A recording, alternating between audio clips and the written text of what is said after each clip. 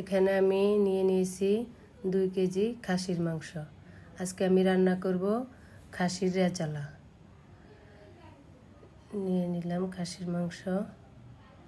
আর এখানে আমার মাংস রান্না করার সবগুলো উপকরণ নিয়ে নিয়েছি। টক দধি, বাদাম পেস্ট, আর এখানে রসুন পেস্ট, আদা পেস্ট, হলুদ মরিচ গুঁড়ো, লবণ, সয়া সস, পেঁয়াজ, কাঁচামরিচ, আর এটা আমার নিজের হাতে বানানো গুঁড়া করা মশলা। আর আমি আজকে মাংসটা রান্না করব সরিষার তেল দিয়ে। আপনারা চাইলে সয়াবিন তেল দিয়েও রান্না করতে পারেন। তো তেলটা প্রথমে দিয়ে দিলাম, তারপর সয়া সসটা দিয়ে দিলাম,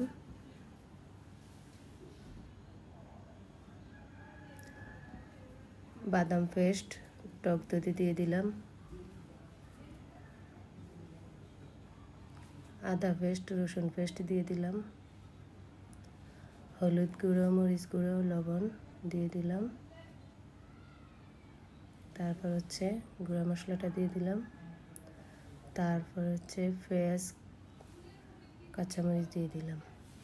এখন আমি সবগুলোকে ভালোভাবে মেখে নেব, মশলাটা যাতে মাংসের সাথে খুব ভালোভাবে মিশে যায়।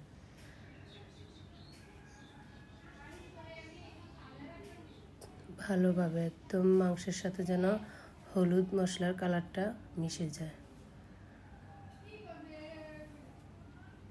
ভালোভাবে মেখে রেস্টের জন্য 1 ঘন্টা রেখে দেব।